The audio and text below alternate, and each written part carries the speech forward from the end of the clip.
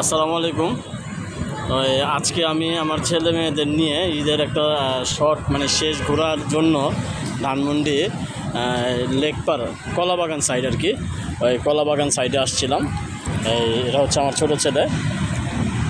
তো আমি আসলে খুব শর্ট টাইম তো, আর ছোটো বাচ্চা কাচ্চা নিয়ে আপনার ওই ঘোরা দূরের কোনো জায়গাতে ঘোরাটা একটু কষ্টকর ব্যাপার হয়ে যায়।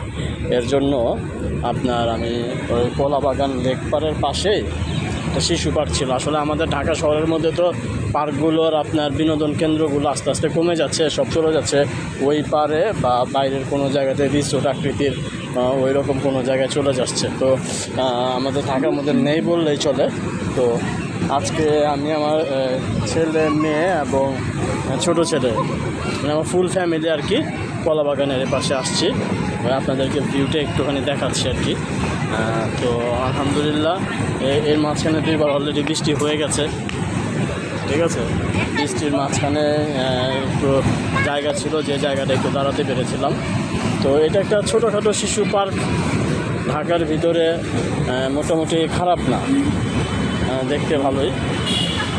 তো আমি এটা হচ্ছে আমার ছোট ছেলে, আর এই হচ্ছে আমার বড় ছেলে আসনোর।